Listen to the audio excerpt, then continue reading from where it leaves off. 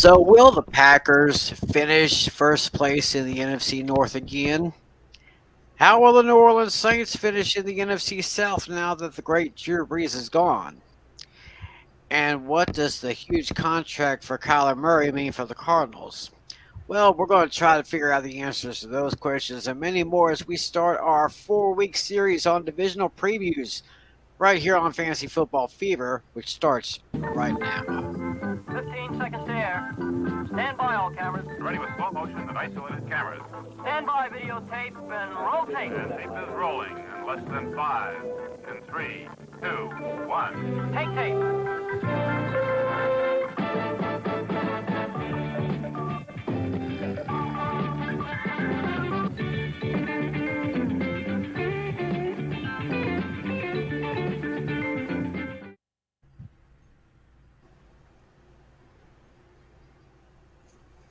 What's good, everybody? Welcome to another edition of Fantasy Football Fever. July 25th, 2022. We're a little over halfway through this year. I don't know how the weather is where y'all are, but I guess pretty much across the country it is hotter than blazes, I'll tell you that. Well, my name is Timothy McClellan, and I'm joined by my buddies here once again. First, the host of Hooked on Sports, John Flynn. How are you, sir? Hey, Tim. How are you doing tonight? Doing okay. Good to see you, buddy. Y'all don't forget, we have links to Hooked on Sports in the description area, so click any one of those links and you'll be able to listen to John Flynn. We also have our commissioner, John Natale, with us. Of course, you probably don't see his face. He's having technical problems, but he is with us. I guarantee you, he is with us. Yep. Hello. Yeah, he's with us. We have the quiet man himself, Mr. Nick Dennison. How you doing, buddy? Hey, y'all. And oh my goodness, she is back in all of her radiant glory. Our technical director, Irene Namer. Hi. Irene, great to have you back. I know you've been having some health problems lately, but I think you've really pulled through. And yeah.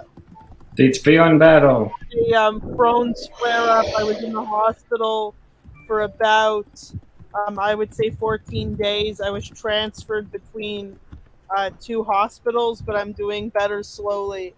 Yeah. All right. Great to have Irene back with us. And I guess before we actually get started, I have to... Hating from the sideline, a flag on the play. Like Julio with them...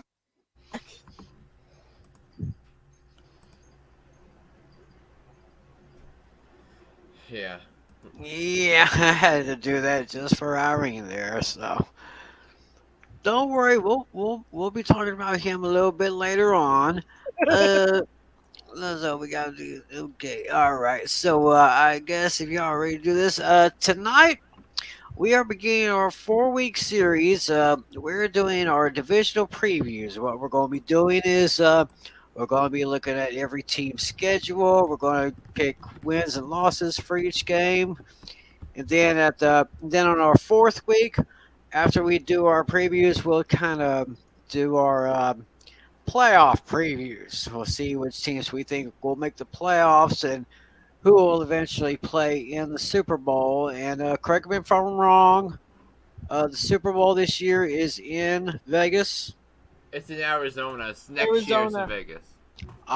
So next year it's going to be the next Super Bowl will be in Vegas, but this year it's in Arizona. Okay, I got you. All righty then. Well, but of course, as we know, first things first, we have a few hot topics that we want to talk about right now, and I believe Irene has the first one, which is kind of news to me. So, Irene, go ahead.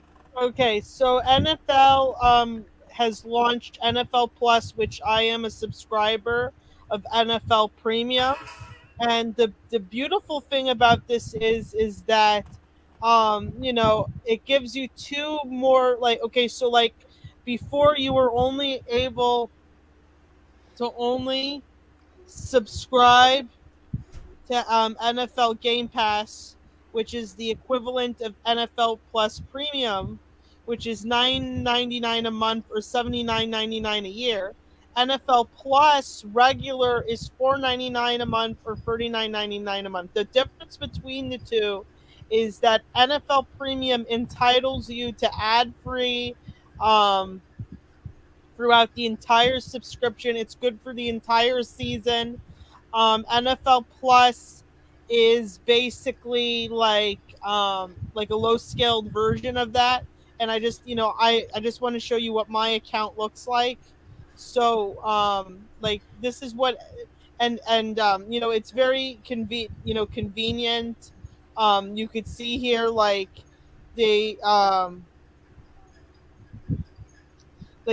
my subscription's going to renew in August, so it's a little buggy right now, but you could see like it shows everything. Like you have NFL Total Access, you have access to the 2022 International Series, NFL Network, NFL programs, games. You set your favorite team. I don't know why that this is set that. Yeah, I'm gonna fix up the account when I can, but this just gives you like you get like an idea of you have access to NFL Network as well. Right now it's a little buggy, but they'll fix it. But you could click on many things, and then the biggest thing that I'm shocked by. And you all know I'm an Apple Power user. I got it all. I have so when it comes to Apple products, I have a MacBook Pro M1 Max. I have a iPad, an iPad. Here's my iPad Pro. Like I'm obsessed with everything and anything Apple. So when I heard about them, well, I'm gonna show you guys. Okay, so Apple NFL Game Pass. So Apple bought out NFL. NFL Sunday Ticket. Okay, so Apple took over NFL Sunday Ticket, which was owned by DirecTV.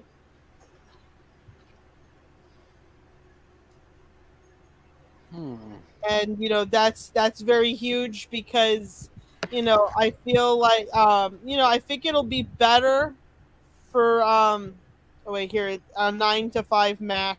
You'll see about this. Okay, so here, okay, and I have to warn you, it might be costly, but it's well worth it. Okay, so it might run you. Let me see what the price is gonna be. I'm gonna tell you guys. I know for a fact it's gonna be. There might be a price increase. I have to warn you guys. Okay, so the price to subscribe, it might be like around $300 for the season, and that's not including NFL Plus. So and it could even go higher than that because that's what they're okay. So just to be clear, what NFL charged, previously was $300. It supposedly might go up to $350 or $400. It's if Apple does take it over, because things with Apple tends to take a very high commission on things, like with apps and things like that. So that's something to look forward, to look out for. But yeah, it looks like Apple is getting the rights to Sunday Ticket. It's a done deal, but it's not it's not official yet, but it's looking that way. Is basically what I'm saying. So any day now, you're gonna see that. And honestly, I think it's more convenient because people these days they have a lot of Apple devices at home, so I think it's for the better good. And then former Super Bowl champion Jason McCurry added to NFL Network's Good Morning Football. He made it debate. He was on there on July 25th. You could catch that on NFL Network. And here is also NFL's extensive inside training camp coverage kicks off Monday, July 25th as well. 2022 official playing rules can be found here as well. The official playing rules have been posted. Okay, and then Troy Vincent, Vision 28 to spearhead flag football's efforts in Olympic inclusion. Also, and you know, this might get a little confusing, so I'm gonna explain what this is. I actually have one of these NFTs. Okay, so I'm a very big enthusiastic person of Bitcoin and Ethereum. You could get your okay, so the NFTs could be found on an app called Open Seas. Okay, so I own a of course I have it. I had to get the Tom Brady NFT. Like, it was on my hit list. I had to get that one, and I got him. Hating from the sideline, a flag on the play. Like Julio with them. Okay, so the way NFTs work is that you pay it through Bitcoin or Ethereum, and you can get it through Fanatics, and they're available. They're awesome. The purpose of having them is also when you buy a ticket to a football game, sometimes they might give you a free NFT. They've been distributing over 5,000 complimentary NFTs. Especially on September 8th, when you go to the Buffalo Bills game, you'll get one for free. Here's the list of games that are eligible for them. Ticketmaster will give you NFTs when you attend these select games. There's a bunch of them. If you don't, if you're not the type of person that attends the games live because of COVID or something, you could always purchase them through the marketplace on Open Seas. There's plenty of them. So, like, I got this one, and then I also got the Tom Brady one, and I have a Rams one as well. They're highly collectible. Like, look, like some of them could be $54, and they could go up to like some of these are $56. But this guy here is selling it for 5,600. So, like, the NFT market is like exploding right now. So, like, if you really want to invest in something good, you should definitely get your hands on some NFTs. Like, and then also, lastly, this was pretty shocking. The NFL has a wine sponsor all of a sudden.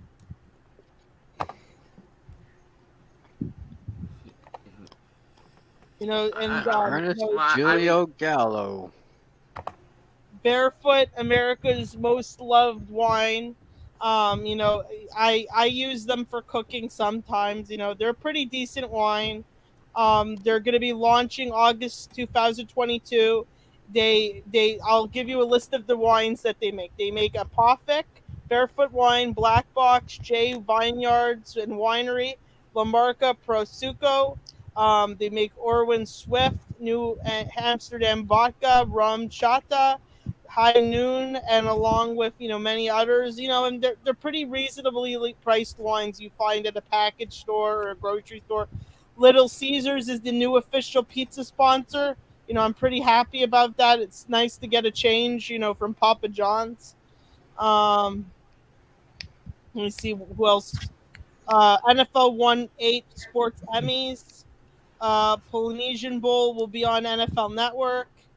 Let me see what else. Cowboys and the Texans will support the Uvalde community from the mass shooting.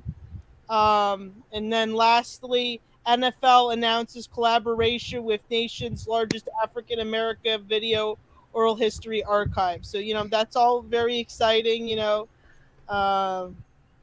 it's nice to see a change in the sponsors. Like, I have to be honest. Like, I loved Papa John's for a while. It's nice to have like a nice variation here and there with it. So I'm gonna pull up. Let me see. Was there is there any draft or anything going on that I pull up? Betting. 1 second. No, not that I know of right now. Yeah, Okay, I'll just pull up for September then. All right. Well, actually, while Irene checks on that, probably the biggest hot topic of this past week is the fact that The Arizona Cardinals have given Kyle Murray a 5-year extension worth a total of $230.5 million, including $160 million guaranteed money. So the average annual value of his deal would be 46.1 million, the second highest behind Aaron Rodgers, who had 50.3 million. And the only deal in NFL history more guaranteed money than Murray was when Deshaun Watson had 230 million guaranteed with the Cleveland Browns. Now, Flynn, you of course sounded off very well on your podcast, but for all of us here who somehow didn't make your podcast, maybe give us a Cliff's Notes version of your take on the Kyler Murray contract. So there are two dueling takes on this, both of which can be true and both are true. Number one, he's not worth $230.5 million. Kyler Murray over the first 3 years. Well, let's break down each of the 3 years so far. In 2019, with not such a great roster around him, that he leads the Cardinals to several wins, which is okay. Which you could live with a few wins because the Cardinals weren't expected to do anything, and granted they shared a division with the 49ers, who went on to the Super Bowl that year, so that didn't help. But 2020, the Cardinals started 6-2. And they missed the playoffs. They lost 6 of their last 8 games. They went 8-8 and they missed the playoffs. Then last year the Cardinals started 7-0. They lost their first game on when Kyler Murray threw an interception to Rasul Douglas, who was cut from the Cardinals right the week before, and the Packers win that game. The Packers go on to be the 1 seed.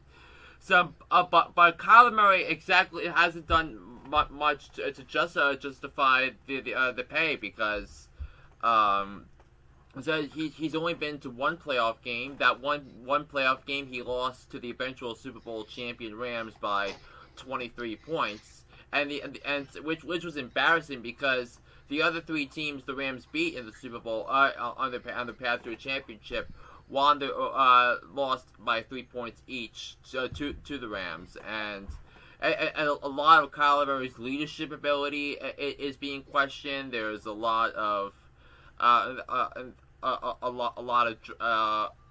off-season drama with his agent spilling tea. Kyler Murray leaking out what he wanted in the process as well. So it was overall an ugly situation all around by the Cardinals. Now, what a development that did come today is when the extension became official, is that what's prescribed on the contract is required 4 hours of quote unquote independent study. That a quarterback needs to do, whether it's through the off season or whether it's through game prep, in terms of getting ready for the season. Now, Rich Gannon, the former outstanding quarterback of the Oakland Raiders, said something brilliant today, saying that quarterbacks need to put in 12 hours of individual game prep in order to be a good football quarterback. So that provision in that contract is a slap in the face to both to the hardworking quarterbacks in the NFL, and also a big slap in the face to anyone who wants to hold Kyler Murray accountable, because Kyler Murray is getting his money. Let's be clear, but he is not worth, or I don't think he's worth that much money. Here is the second take. It had to happen. Why were the Cardinals forced into this? The Arizona Cardinals could have gone into training camp with either Colt McCoy or Trace McSorley as their Week 1 starter. They could have done that. Colt McCoy, I think he's a decent backup quarterback. He's won games in tough environments with inferior teams. Look at what he did with the Giants 2 years ago when they went into Seattle and beat the Seahawks. Look at what he did last year after Kyler Murray got hurt and they beat the 49ers on the road, which was pretty much the game that screamed hello playoffs for Arizona.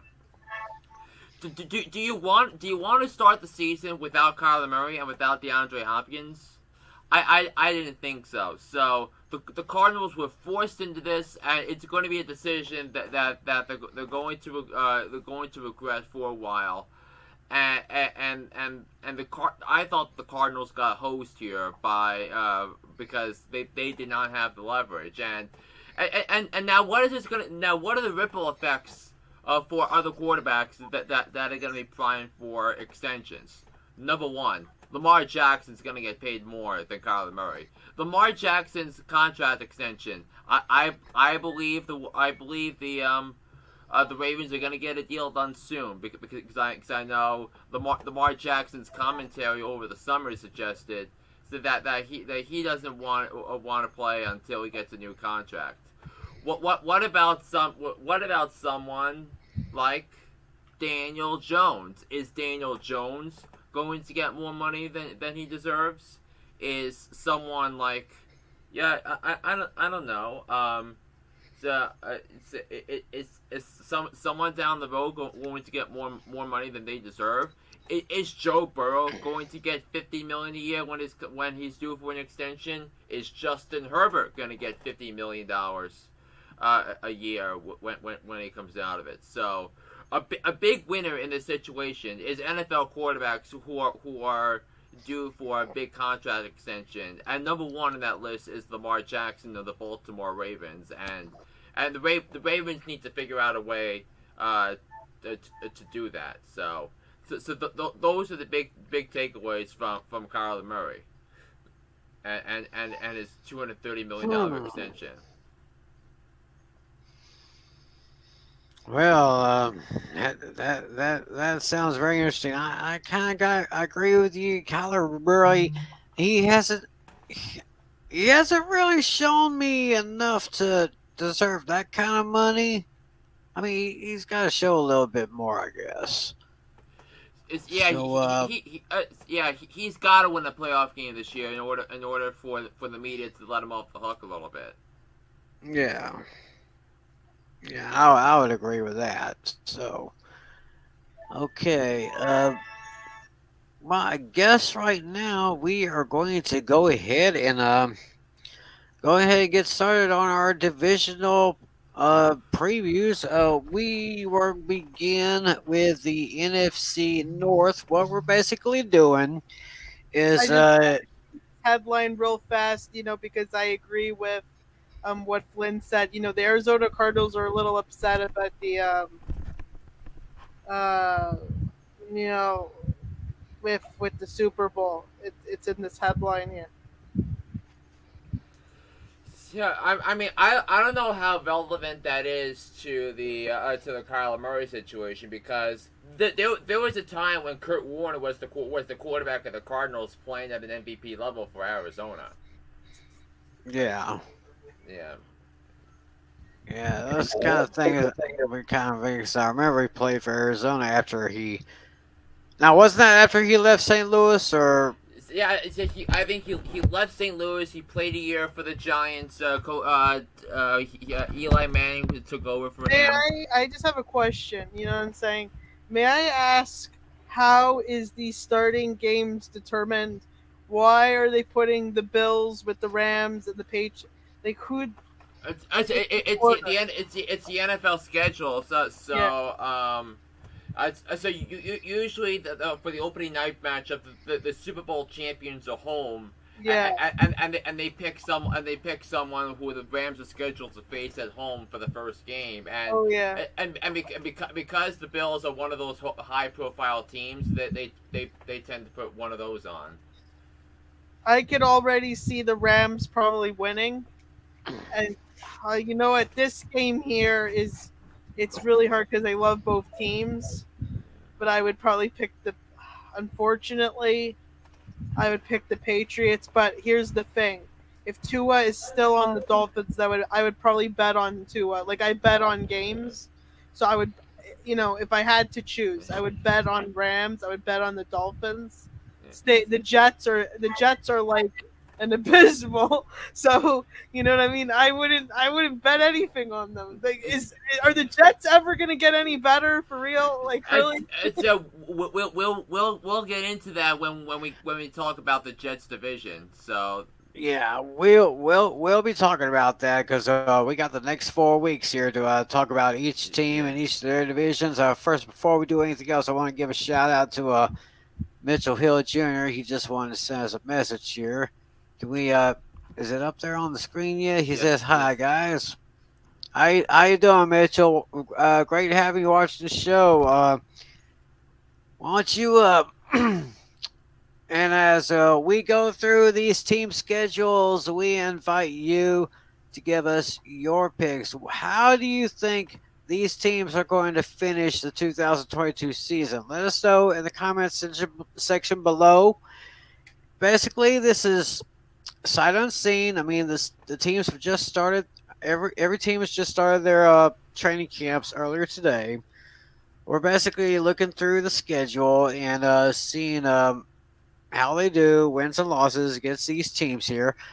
We will begin with the NFC North, and we will begin with the Packers, who, of course, won their division last year. Oh my gosh, dude, I need a magnifying glass. These glasses are just not cutting it for me anymore. I guess I need another one. Anyway, here, can we clear out that one screen right there, Irene? Because I was going to go ahead and share this screen so everyone who is watching can follow along with us here. I've got the screen. I've got the screen already here. So okay, I got the ready here. So go ahead, hit the share button right there. And let's see, is it up there yet? It's loading. Oh, this thing is so slow on my end. I don't know why. Mitchell says the Falcons will improve from last year. Well, we'll be getting to the Falcons a little bit later on the show. We're talking about the NFC North and the NFC South tonight. So, there's the Green Bay Packers schedule.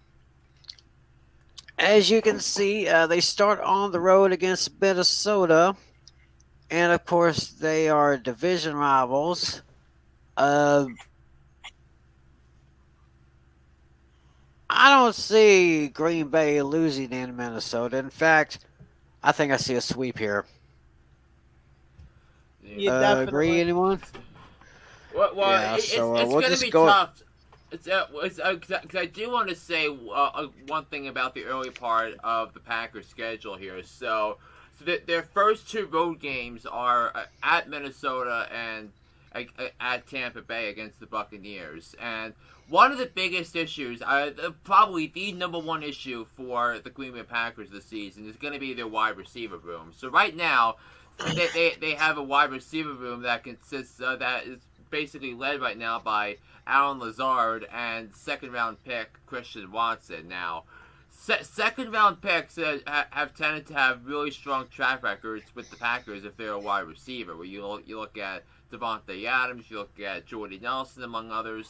So, but who exactly is going to step up? Because those two games might be critical to the Packers' chances of getting the one seed in the NFC, meaning that they'll have the NFC playoffs go through Lambeau Field and have the path to the Super Bowl go through Green Bay. Now, this is going to be those are obviously going to be big tests for Green Bay. But one thing that I think we're going to see often, early and often, is the impact of this defense. Because if you take a look at the roster of the Green Bay Packers for a second, Tim, so you're going to see a tremendous amount of depth on the defensive side of the football. So and it's on all three levels of the defense, and Joe Barry, I thought, did a really nice job coaching that defense up last year. He took over after Mike Patton, the defensive coordinator before that, put on a horror display in the NFC Championship game with the blown coverages of guys like Scotty Miller and when Brady and the Bucks led the Packers to led Tampa to take down the Packers in the NFC Championship game on the road. But the Packers have in my mind, they have the most complete defense in the NFC, and it starts with a great defensive line led by All-Pro Kenny Clark. The linebackers are tremendous, led by Devondre Campbell, first-team All-Pro, and then the secondary. The Jair Alexander, the first-team All-Pro in 2020, is coming back this year fully healthy, and you got Eric Stokes, who I thought was really good, and I want you to take a look at the depth charts, Tim, if you can click on that, because that might give you a better snapshot of exactly the defensive lineup here for the Green Bay Packers. So Okay. I have to. Yeah. Yes. So it's right. So it's right next to. Move It's right that next to the one. schedule. So it's two tabs over from schedule on the page you were just at. Yeah. And I really wanted to show you my previous point here when it comes to the Packers offense, because there are plenty of reasons Tim, to believe this Packers team is capable of going to the Super Bowl, and there are a lot of reasons. You look at Matt LaFleur, who's won 13 games in each of his first 3 years as an NFL coach. And he earned a first-round bye in each of the first 3 years, and in the last 2 as the 1 seed. You look at Aaron Rodgers. You look at the offensive line. You look at the running back duo on top of A.J. Dillon and Aaron Jones. But look, just take a look at the starters. That's a tremendous defense. And Brian Gutekunst obviously took a lot of knack for how he handled the Aaron Rodgers situation 2 years ago. But I've been ahead of the curve on this. In 2019, I said the Packers defense was going to be better than their offense, and I think this year the Packers defense will be better than their offense, and I believe that. Oh yeah, and take a look at this wide receiver room for a second, guys. Allen Lazard, Christian Watson, Sammy Watkins, Randall Cobb past his prime, Amari Rodgers in year 2. In piecemeal, this is the worst wide receiver room in the NFL. If you take that in isolation and compare it to all the other wide receiver rooms in the NFL, it's one of the worst in the NFL. I mean, Devontae Adams isn't walking in that room. Marquez Valdes-Scantling isn't walking through that room this week. So, who's going to step up? Is Allen Lazard going to magically have a 1,000-yard season because his quarterback is named Aaron Rodgers? That's a big thing. Now, one thing that they can take solace in is the fact that Robert Tonyan is going to be healthy again, and the Packers really missed him at times last year, particularly in the divisional round game when they needed someone to match up against Fred Warner, the outstanding linebacker for the 49ers. Now, the offensive line is tremendous. I think the Packers are able to do things like that. But I think the Packers are one of the teams I'm considering, and given where they're at right now, I think the Packers' goal should be Championship Sunday. That's what the goal should be. Go to the NFC Championship game. If that's the goal of the Packers, and they go up against the Bucks or the Rams in the NFC Championship game, I would call the season a success. I pretty much agree with everything you said there. I mean, Yeah. and this, of course, may be Aaron Rodgers' final year in the league. It's Who knows? it's gonna be more than that because he just signed a 4-year contract extension last. Well, yeah, I think I remember he did that. So Yeah. he's going to be around just for a little while longer. So, Yeah. all right. Well, anyway, let's go And ahead and, and and and Tim, what I think we should also do if for each of the teams is look at the depth charts too, because that's going to be telling of exactly what they have. okay. So we do that, and we will go ahead and let me go ahead and again put that the schedule up there once again. And as I said, they are heading into Minnesota in week one.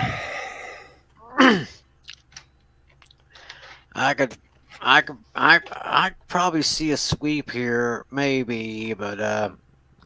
just for the sake of argument, I'm gonna put Minnesota nips by Green Bay.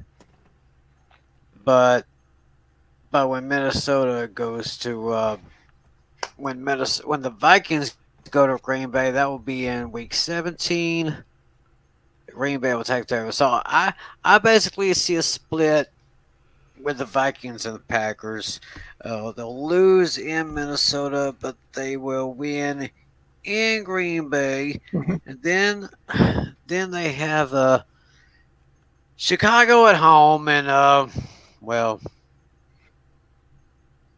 what did we? I wonder what did we say last year A when win. it comes to the Bears at Lambeau Field. Aaron, you are the father. So so that's what I'm saying here. In fact, they're going to take Chicago. That's a sweep. I see a sweep. They'll sweep the Bears. Grab the brooms. It's a sweep. Yeah, break out them brooms, y'all. So they're going to lose in Minnesota. They will win. Yeah, I'm looking at Mhm. I'm looking at week 15 on Monday Night Football against the Rams with the Packers coming off the bye week. The Rams having to go to Lambeau. That is going to be huge. That is a huge game right there. So I'm going to go ahead and mark Chicago with a win. They'll beat Chicago, and then the Packers go to Chicago week 13, December 4th, and of course I will have no problem with them. Then week 3 at Tampa Bay. And that is going to be the game of the week right there. Once again a great game at the Bay of Pigs, as they used to call it. Ooh, that's a tough one. Aaron Rodgers versus Tom Brady. The two probably best quarterbacks that this league has seen over the last 20 years. And they're probably the top two quarterbacks in the NFC going into the season. Right, absolutely. I'm going to have to leave that one a blank right now because that's going to be too close. Whoever wins this game, it's probably going to get probably the last second field goal. Then the Packers have 3 straight road games. Week 4, October 2nd. No. That's 3 straight home games. Yeah, Packers have 3 straight home games. They got the Patriots on October 2nd.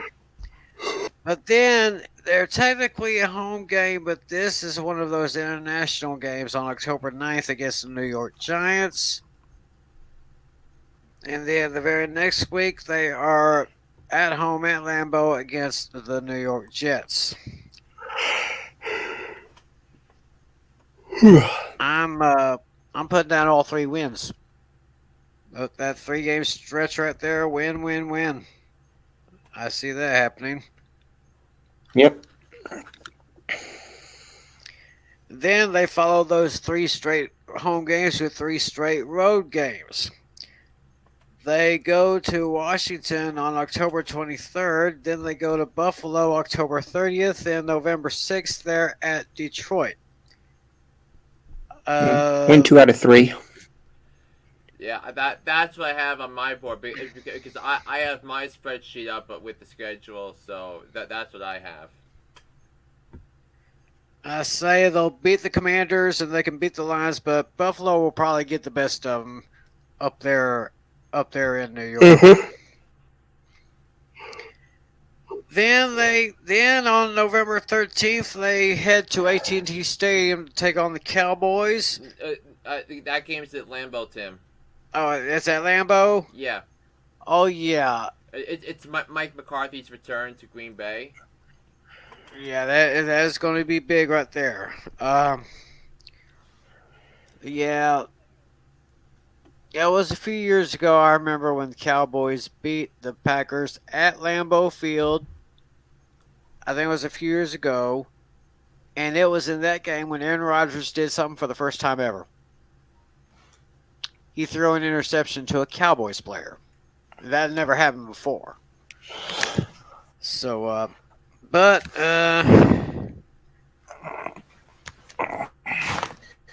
sorry, boys. I got to give it to the Green Bay Packers on this one. I'm sorry. I know. I'm a big Cowboy fan, but just being realistic, And then they're at home against the Tennessee Titans.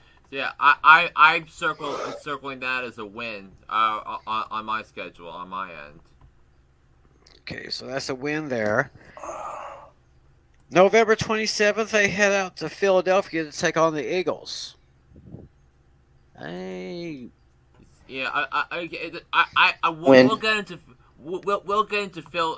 Is the rest of the NFC next week, Tim?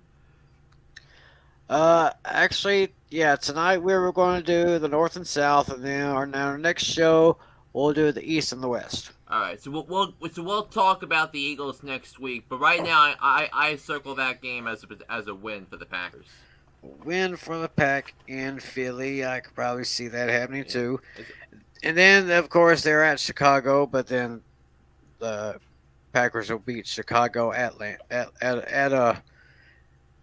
Soldier Field, if they still call it that. Then, yeah, they have a late bye in the week, week 14. And then, of course, the game you mentioned earlier, December 19th, Monday Night Football against the Rams. That is going to be huge. I am going to just put a little circle around that one. Yeah. So right now on my schedule, I have that as a loss at home for the Packers. Ooh, a loss at home.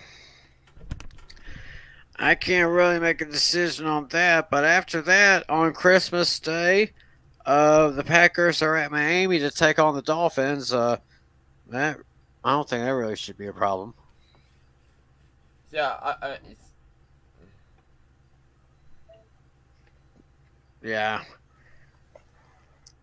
Then week 17, New Year's Day, they're at Minnesota, or at home against Minnesota, and then they'll be home against Detroit, and of course I see that as a win. Yes. So right now things are subject to change, but I have the Packers with 12 wins. I got 1, 2, 3, 4, 5, 6, 7, 8, 9, 10, 11, 12. Yeah, 12 wins at least. Then we got 1, 2, 3. Mm-hmm. 3 losses, and of course there's a couple of the games that I haven't got a decision on yet, but that looks strong enough. Maybe they can take the division once again. Now let's go ahead and we're going to switch things up right here. Let me switch screens here. Let's put up. We're going to be talking about the Minnesota Vikings now. They, of course, finished second in the NFC South last year. Man, I didn't see how late it was. We may have to cut this show short. But we'll just go through at least go through the NFC North division, and then we'll catch everybody up. Probably sometime on next week's show. Let's go ahead and man, this damn laptop is just moving so slow. So y'all gonna have to bear with me on this one, okay? So let's go ahead and get that screen up. Get that screen up. Let me go ahead and share screen once again. Let's see what we got here. We're going to here is the schedule. Well, the depth chart is now.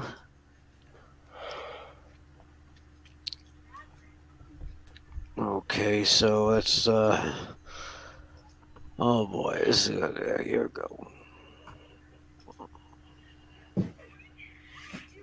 Okay, let me see if we can get that depth chart up here right now. And looking at the schedule, oh my goodness. Now the Vikings will start. They have an early bye week. The Vikings bye week will be in week 7, and they will go. They are at home against Green Bay, at Philadelphia, home against Detroit, home against. That's the New Orleans game. That's a international game, and they're at home against the Bears and on the road to Miami. And that's how the depth chart looks right there. There's your offense, there's your defense, special teams, all that. So we said Green Bay would lose at Miami, so or Green Bay would lose to Minnesota. They go to Philadelphia, and I see that as a win. I can see them beating Detroit at home, probably. I don't know about week 4 against the Saints. That's kind of. Yeah. So I right now I have that circled as a loss for Minnesota. Loss for Minnesota, so those two. Then October 9th against the Bears, what did we say? Well, that one. Probably a win. Yeah, that was a win in Chicago.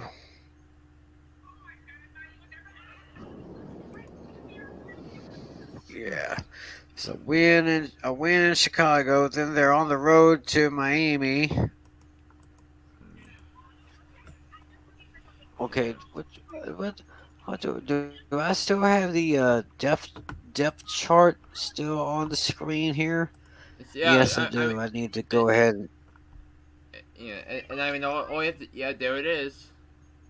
Yeah, but I do want to keep it on because I do want to make sure we get some Vikings takes in while we're talking about the rest of the division because. Oh yes. Yeah, we have to make sure we need to cover this because the Vikings are going to be an interesting team. Now, I really like Kevin O'Connell. Kevin O'Connell's the new head coach for the Vikings. Wes Phillips comes in as the offensive coordinator and they have a new defensive coordinator as well. But so you could look at that offense and. That the offensive line is okay. The tight ends are okay. Obviously, having Dalvin Cook is a huge plus. He was a 1,000-yard rusher last year.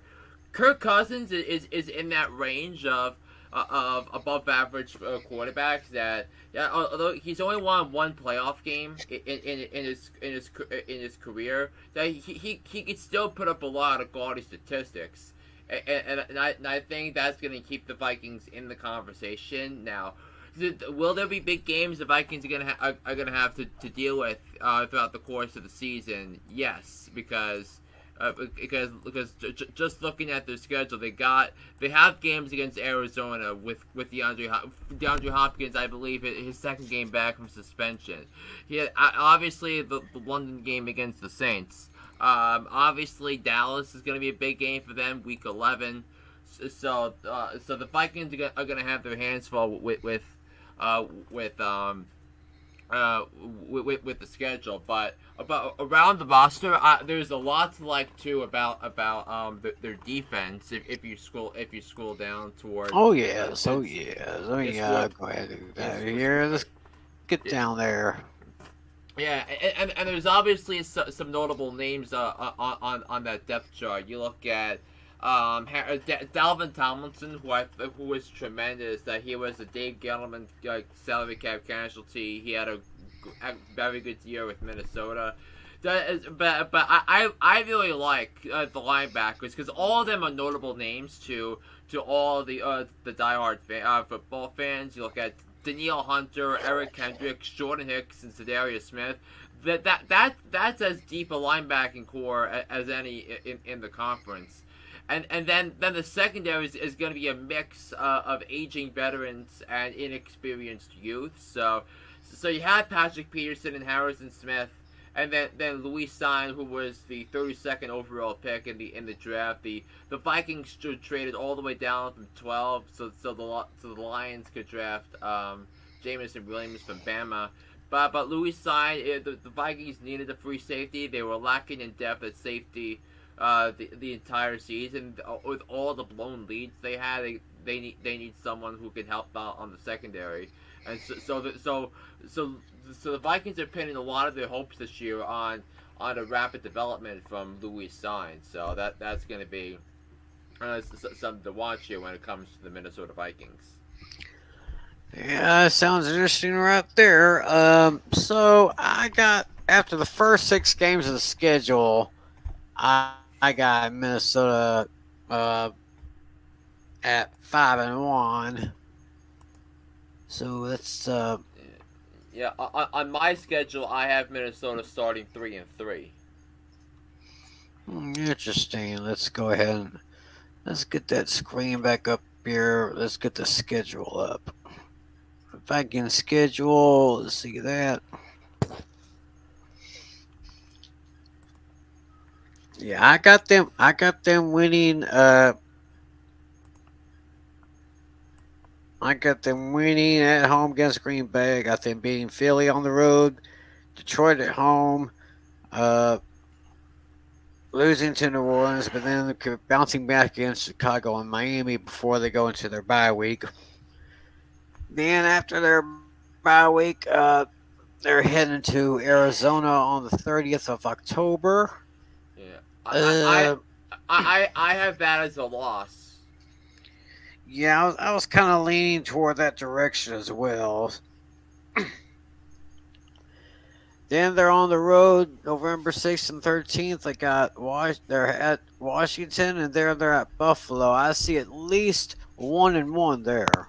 Yeah, I have 1-1. I think Yep. you know which direction. I think you know which direction we're both going on that. Yeah.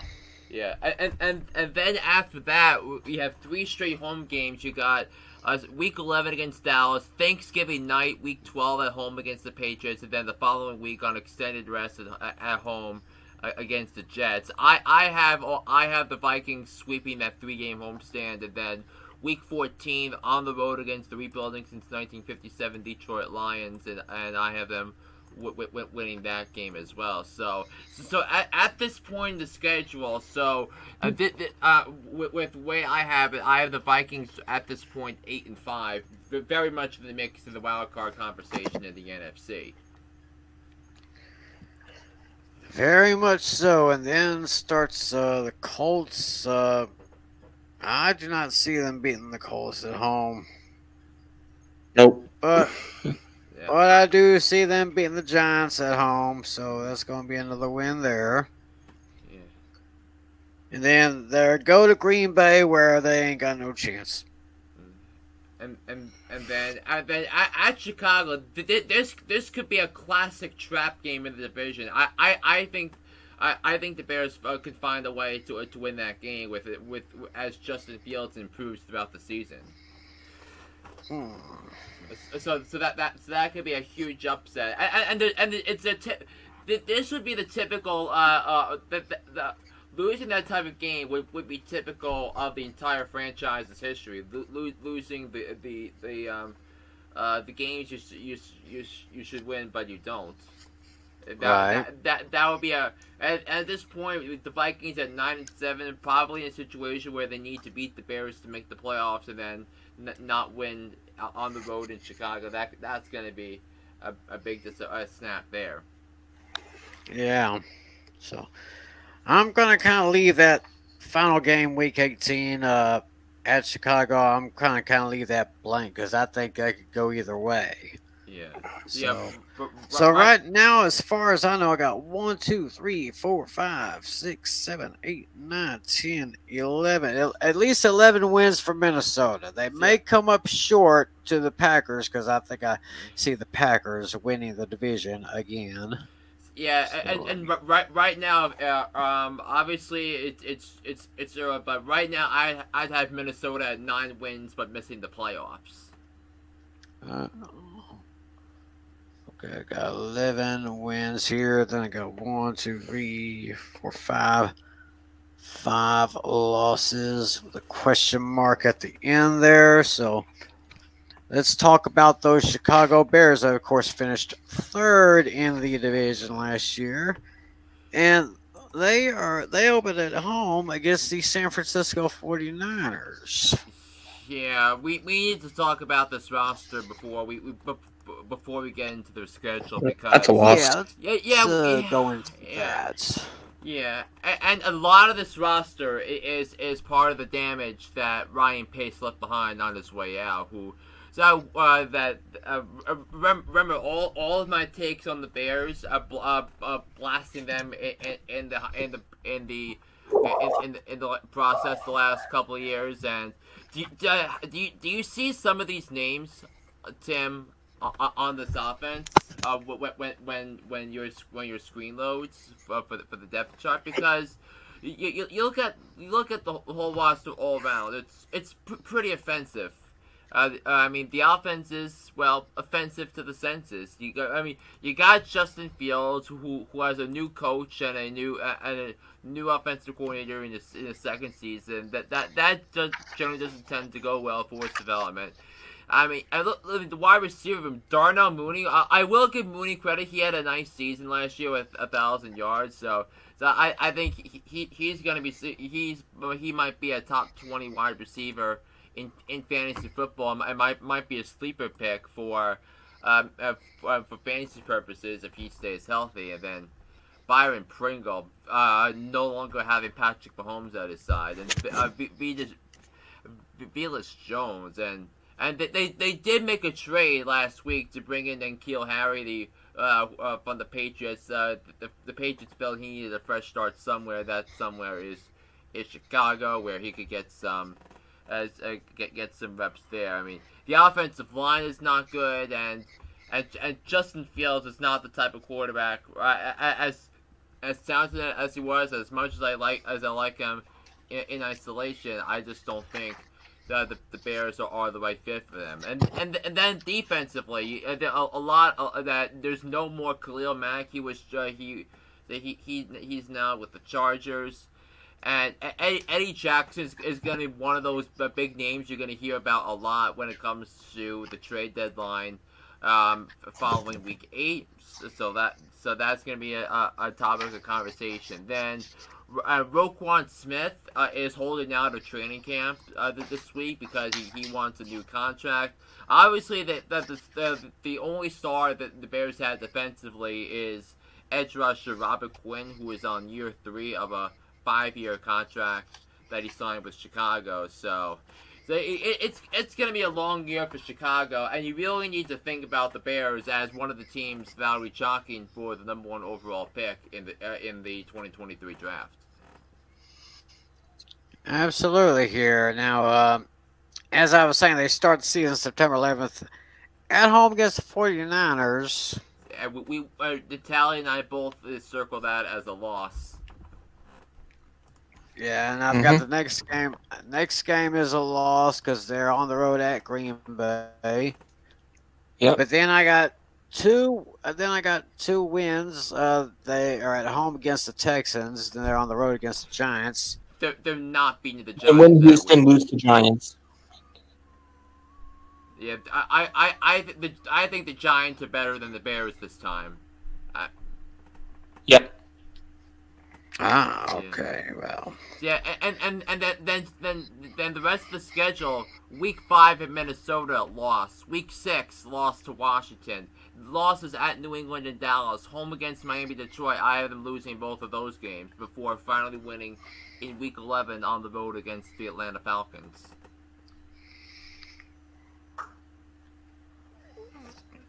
yeah, and then the only real good, meaningful game is December 4th, Week 13, when the Bears are at home against the Packers. But no, that's a loss. Yeah, and also Week 12 against the Jets. I think the Jets can win that game. So I have that as a loss. Yeah, I think so.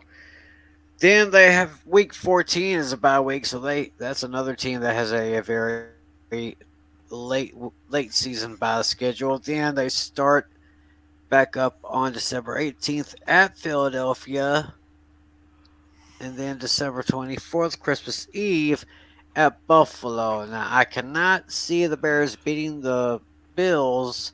Nor the Eagles. Really? Yeah. Okay, I see a loss to the Eagles, and a loss to the Bills. Yeah, and then I think they'll split with the Lions because they almost always split with the Lions, and then I have the Bears beating the Vikings the last week of the season. So on my schedule, I have the Bears winning 4 games, 4-13. Yeah, Minnesota, it's going to be a loss. I got 1, 2, 3. Yeah. Same thing. I got 4-13. Yeah. Then I think it is kind of late, so we're going to have to cut this show short. So right now we'll go ahead and finish up our look at the NFC North. Take a look at those Lions. See if they can even get five victories. Yeah, that we're predicting right now. Yeah, on my schedule, I have the Lions winning 6 games. I do think the Lions are going to be better than they were last year. They had a really tough schedule early on, but I could see them going on a nice little winning streak to start. But I do want to give you things to note on the throughout the Lions. Yep. The Lions depth right chart here. before we go on. So I really like some of the things they did. They traded up and drafted Jameson Williams in the draft to complete a wide receiver room, which is a lot better than it was before. But I mean, Amon-Ra St. Brown, he's gonna be a notable name in the NFL. DJ Chark, who they brought in from Jacksonville. The Lions' offensive line is only getting better, and which is good for the Lions.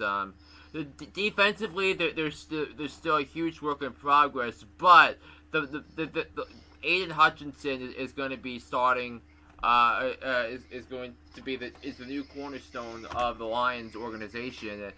He was a huge star at Michigan. He's from the southeast Michigan area, and he's about to start the NFL career for the Lions. So that's going to be an exciting development for the Lions. So that's why I think when you go back to their schedule, Tim, they could win 6 games. They could win 6-7 games. When it's all said and done here. Let's see here. They start at home, first two games, both against the NFC East, Philadelphia Eagles and Washington Commanders. Yeah, I actually have both of those games as losses.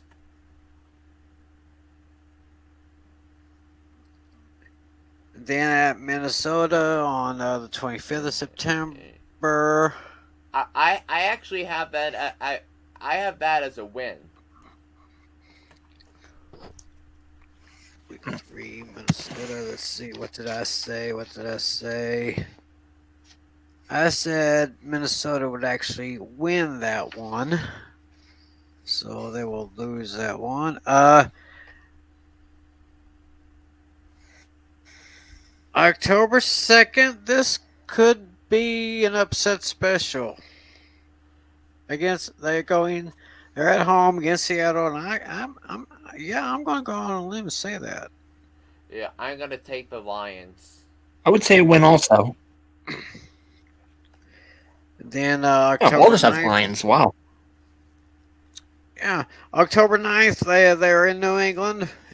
I think the Lions can win that game on the road against the Patriots. Then they have a bye week in week 6, October 23rd. I can see that. They're at Dallas. I have that as a loss. Okay, that's a loss to them. Then it's October Loss. 30th at home to Miami. That's a loss. I Home to Green Bay. have that as a win, guys. Oh, That's a loss. interesting. So we might. Oh, have, wow.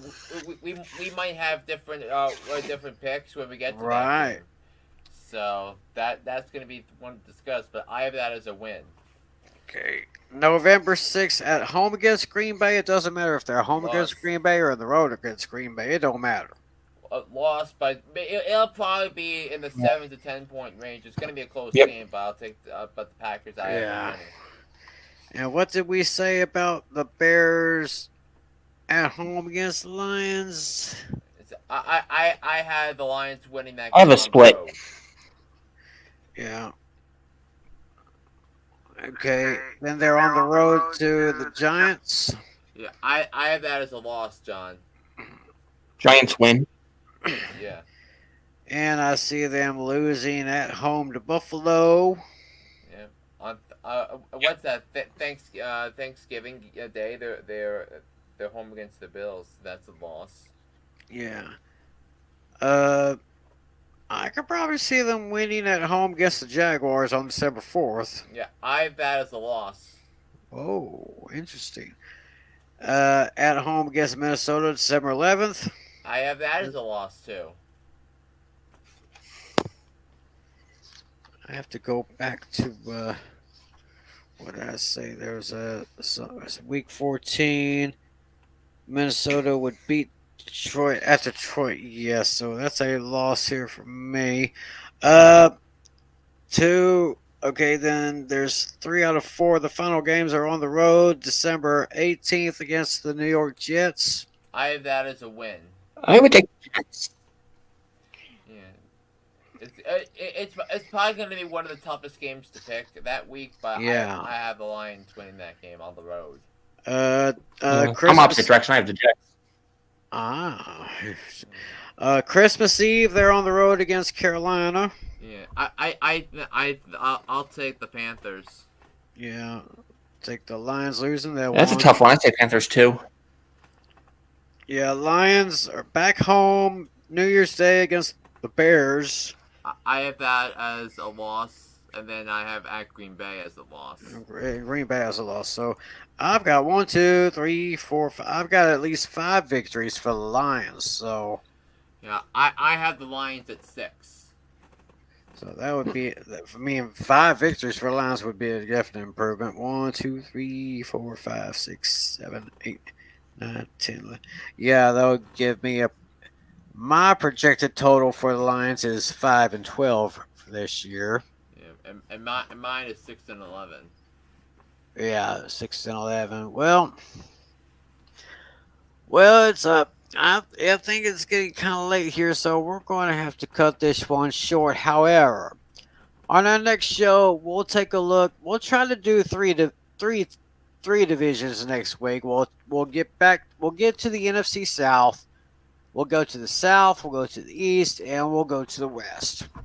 We'll try to get all three of those in on one show here. So, it's getting late. I gotta be at work at 10 a.m. tomorrow. So we'll just go ahead and cut this short. Maybe we'll start. Hopefully, we can start this show a little bit earlier next week. Depending on what schedule it is, I'll get with you guys here. But we had a lot to talk about, the hot topics, and looking at the NFC North. So I'd say it's been a great show. Remember, we want to see what you guys think about the NFC South, how all of those are going to be turning out. Make your predictions in the comments section below. And please click on one of those links so you can listen to John Flynn with Hook on Sports.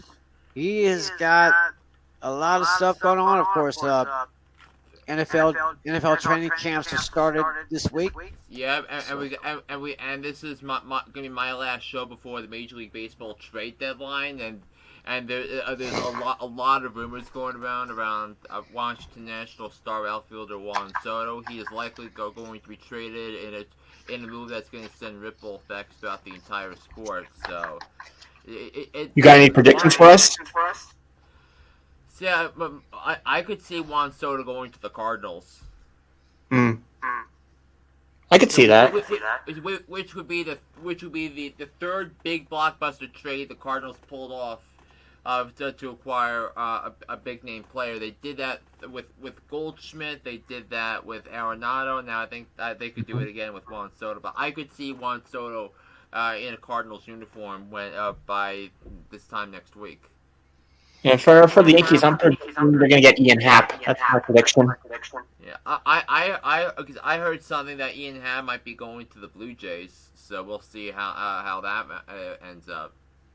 All right, well, Klaus, great to have you watching us, guys. Yeah, you're a little bit late. We're kind of closing up shop, but we will keep you updated when our next show is going to be, where we will talk about the NFC South, the NFC East, and the NFC West. So join us by then.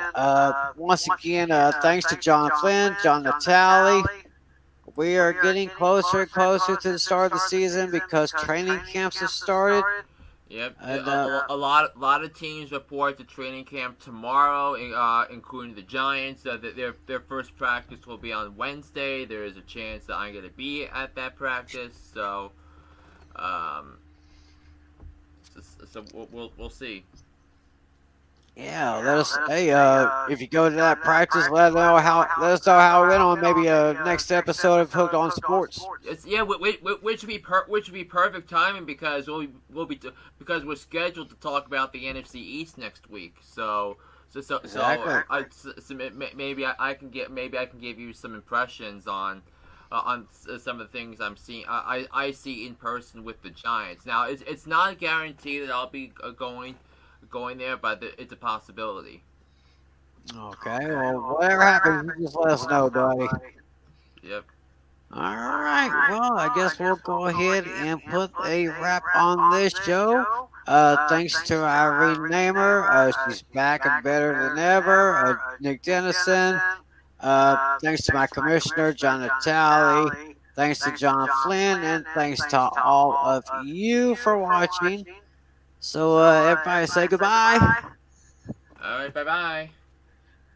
Yeah, we'll just go ahead. We'll just go ahead and sign off right now. Tim McClellan for Fantasy Football Fever. Thanks for watching us. Take care. We'll hope to see you next week. And as always, God bless you and be a good sport. See ya. 15 seconds to air. Stand by, all cameras. Ready with slow motion and isolated cameras. Stand by, videotape, and roll tape. And tape is rolling in less than 5, in